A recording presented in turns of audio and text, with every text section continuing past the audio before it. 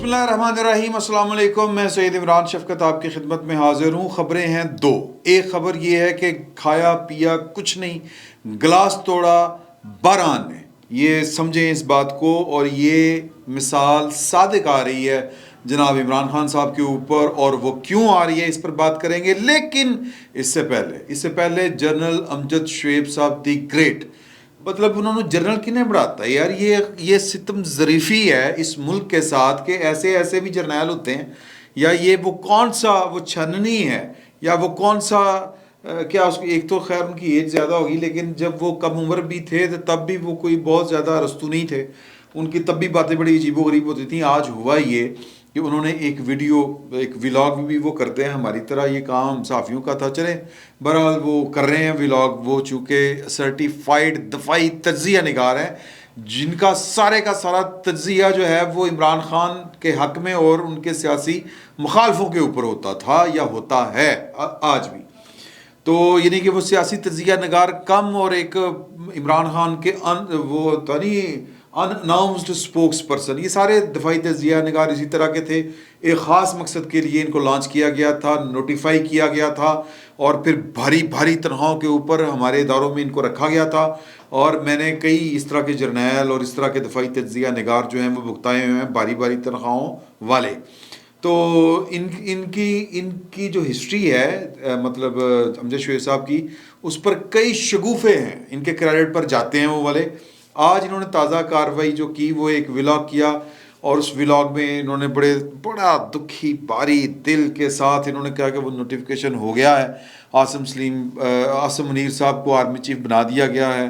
अच्छे हैं, ये है, जितने होते हैं ठीक होते हैं। बड़ा जिस तरह होता नहीं कि सोयम के ऊपर कोई बैठा हो, किसी की कुल खानी के ऊपर बैठा हो, सफ़े मातम के ऊपर बैठा, फूड़ी जिसको हम पंजाबी में कहते हैं, फूड़ी के ऊपर बैठ के इन्होंने व्लॉग किया वो वाला। सर जी इधर व्लॉग आया, इधर रौला पै गया। वो जनाब आसिम मुनीर देखें, एक रिटायर्ड जर्नैल, और रिटायर्ड जर्नैल भी वो कि जिसको वो सर्टिफाइड हो DGSPR की तरफ से कि ये दफाई तज्ज़िया या दफाई मामलात के ऊपर यही बात कर सकते हैं। और वो एक अलग बात कि वो क्या बात किया करते थे या क्या बात किया करते हैं अब भी। तो उनके मुंह से ये बात निकले कि आसिम मुनीर को आर्मी चीफ लगा दिया गया है। तो सर हम जैसे जो दो टके के रिपोर्टर हैं, उनके तो हाथ पांव फूल रहे हैं। थोड़ी देर बाद होता ये है कि वो वीडियो गायब हो जाती है यूट्यूब से, और फिर हम हाथ पांव मारते हैं, इधर पता करो उधर पता करो। अच्छा, लेकिन मैं थोड़ी सी तसल्ली में इसलिए था कि मेरा एक ज़ाती एक्सपीरियंस है जनरल अमजद शुएब साहब के हवाले से, तो मैं थोड़ा सा, लेकिन हमारी टीम को वक्त पड़ा हुआ था कि यार ये कोई हमें पता ही नहीं, और ये नोटिफिकेशन हो गया है, और हम तो समरी खेल रहे थे, ये अचानक से कहाँ से नोटिफिकेशन हो गया। और जनरल साहब को अगर कह रहे हैं तो इसका मतलब है कि ये खबर ठीक होनी है। फिर हमने सोचा थोड़ा सा कि हो सकता है कि इन्होंने ये किया हो कि नोटिफिकेशन तो होना ही है, तो इनकी टाइमिंग आगे पीछे हुई हो, और इनकी खबर पक्की है कि आसिम मुनीर साहब आर्मी चीफ बन रहे हैं जी। तो अब मैं थोड़ा सा इस बात पे खटका, मैंने कहा यार पता तो करें। थोड़ी देर बाद वो वीडियो दोबारा से अपलोड हो गई, पब्लिक हो गई, और उसमें वो कह रहे हैं कि वो एक नोटिफिकेशन मैंने देखा, वो ISPR की तरफ से था, और उसमें ये कहा गया था कि आर्मी चीफ जो है वो आसिम मुनीर साहब को लगा दिया गया है। और मैंने खुद सोचा कि यार ये काम तो, ये नोटिफिकेशन या ये अनाउंसमेंट तो हुकूमत की तरफ से होती है, ISPR की तरफ से तो कभी नहीं। सर ये वो बंदा है जिसने 30 35 40 साल, जितने भी आप कह रहे हैं, पाकिस्तान की फ़ौज में सर्व किया है, और इंफॉर्मेशन का लेवल ये है। गलती हो जाती है, लेकिन कितनी बड़ी गलती करनी। मैं आपकी इसकी और मिसाल दूं जो मेरे साथ हुआ था 2 साल पहले गालबन। जनरल कमर जावेद बाजवा साहब की एक्सटेंशन जब होनी थी तब की ये मामलात हैं। तो तब सीनियर मोस्ट हुआ करते थे जनरल सरफराज सत्तार साहब। जनरल सरफराज सत्तार साहब के बारे में कहा जा रहा था, बड़ी बातें होती थी कि वो जो आज़ादी मार्च है मौलाना फजलुर रहमान का, वो जनरल सत्तार साहब के कहने के ऊपर हुआ है, ये हुआ है वो हुआ है। जनरल सत्तार साहब को सर दुख होता है, वो दुख था उनको, हमारे पास खबरें हैं कि उनको दुख था कि यार कि मेरा हक मारा गया, सीनियर मोस्ट जर्नैल हूँ मैं, और एक्सटेंशन मिल रही है। तो एक मीटिंग में उन्होंने कहा था कि जब जनरल बायो साहब और वो कुछ लोग बैठे हुए थे खान साहब के साथ प्राइम मिनिस्टर हाउस, تو باتیں چل رہی تھی کسی ایشو کے اوپر، تو انہوں نے کہا کہ جنرل صاحب نے کہ باجوہ صاحب نے کہ اس کو نا پھر جنوری فروری میں دیکھیں گے. تو اس کے اوپر ستار جو ہیں جنرل سرفراز ستار صاحب، انہوں نے کہا ہاں اگر رہے تو پھر دیکھیں گے. تو یہ بات سن کے ایک ناگواری یا ایک تھوڑا سا ہوتا ہے نا کہ یار یہ کیا بات کر دی ہے انہوں نے، وہ باتیں ہیں، لیکن یہ نہیں تھا کہ جناب وہ اس حد تک جائیں گے، اور نہ وہ گئے. تو میں نے وہ چونکہ خبریں جب ان کو ایکسٹینشن مل گئی، پھر وہ خبریں بڑی پھیل گئیں کہ یہ ہو گیا وہ ہو گیا. خبریں کیا پھیل گئیں کہ جی کہ جنرل سرفراز ستار صاحب ہاؤس اریسٹ ہیں.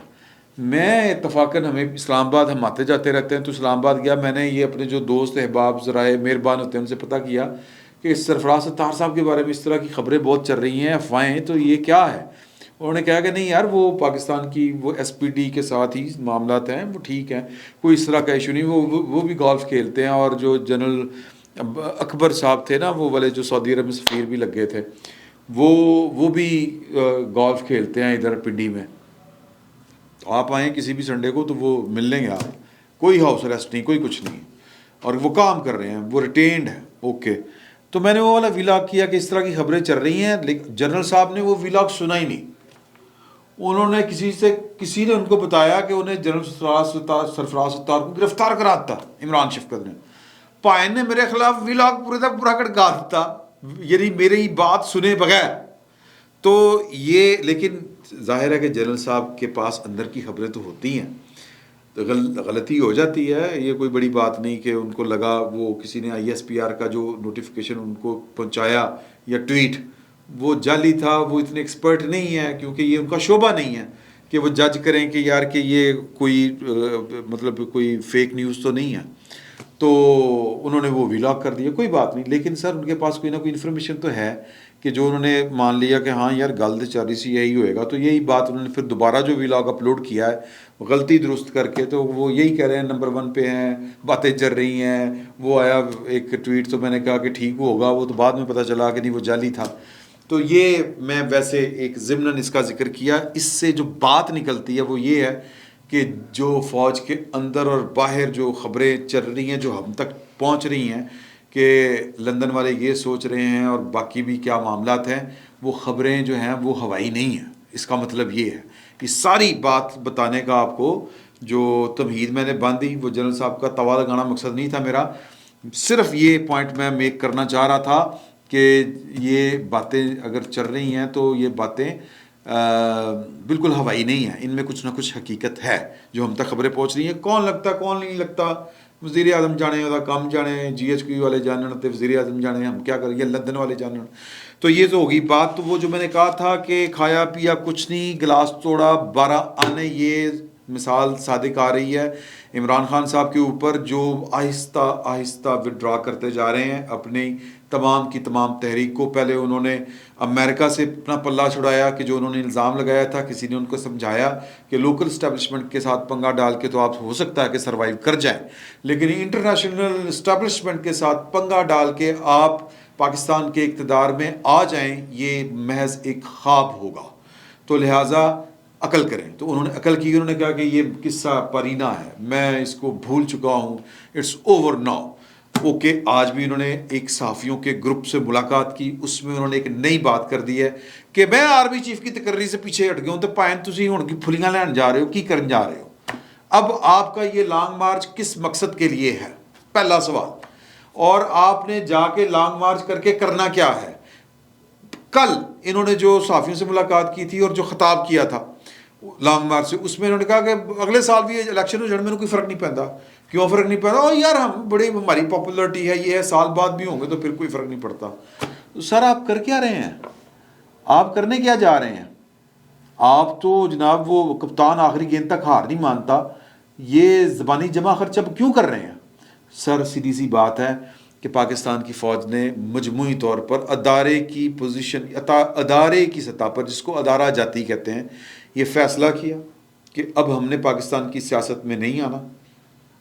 اور جو اس کا مطلب کیا ہے کہ جو ہمیں سیاست میں گھسیٹے گا وہ اچھا نہیں کرے گا. سادہ سا فارمولہ ہے، سادہ سی بات ہے.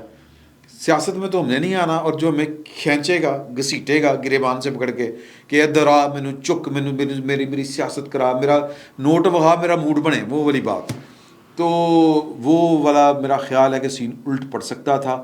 تو عمران خان صاحب کو باقاعدہ کوئی ڈنڈا آیا ہے. ظاہر ہے کہ جن کے پاس ڈنڈا ہے وہ ڈنڈا ہی پیش کریں گے. انہوں نے کوئی کتھے والا پان تو پیش کرنا نہیں، یا انہوں نے کوئی اور کوئی چیز تو پیش نہیں کرنی. ٹھیک ہے جی. تو یہ گمان ہے، اور میں اس گمان کے اوپر کام بھی کروں گا کہ کس نے کس کے ساتھ کیا رابطہ کیا ہے.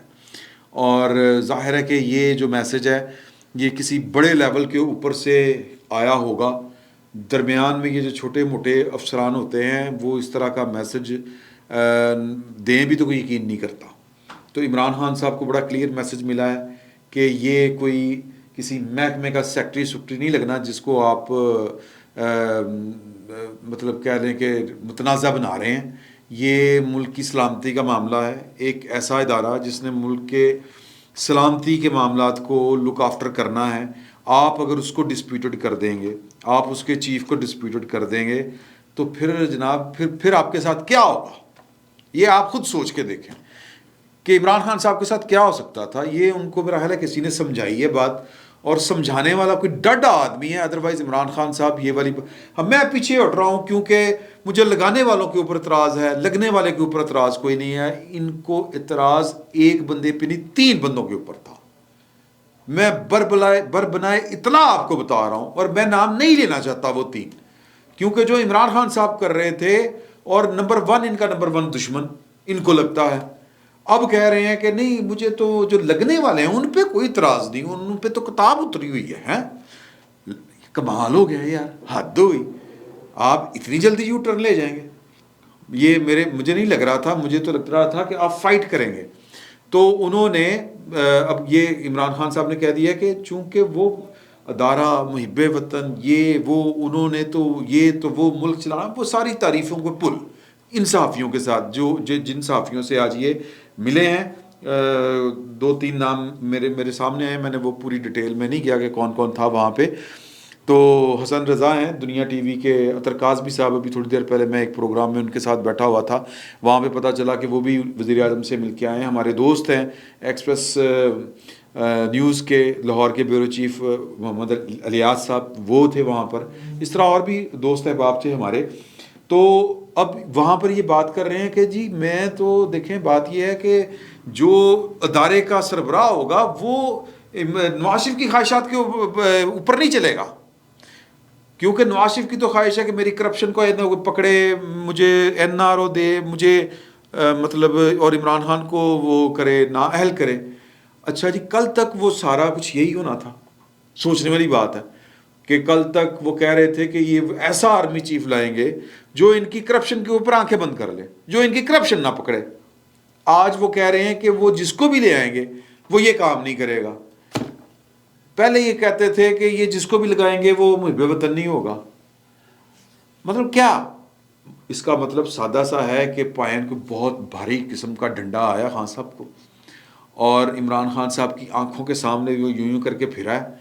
خان صاحب کو دن میں آئے ہیں تارے نظر، اور ان کو وہ تو میں بلیسنگ ڈسگائز جس کو کہتے ہیں کہ اب تو مجھے وہ لگتا ہے کہ وہ جو انہوں نے پٹی دکھائی کھول کے کہ یہ دیکھیں کہ یہ زخم ہے، پائن نو ایتھے گولیاں لگیاں نے، وہ دکھانے کا بھی ایک مقصد تھا. اس سے پہلے وہ انٹرنیشنل میڈیا سے کہہ رہے تھے کہ 4 سے 6 ہفتے مجھے تندرست ہونے میں لگیں گے. پھر وہ مقامی صحافیوں کو کہہ رہے تھے کہ میں واکر پکڑ کے بھی جاؤں گا. اب تو مجھے عمران خان صاحب کا لانگ مارچ جو ہے وہ، یا ان کی پنڈی میں حاضری اور اسلام آباد کا محاصرہ، دونوں مشکوک نظر آ رہے ہیں.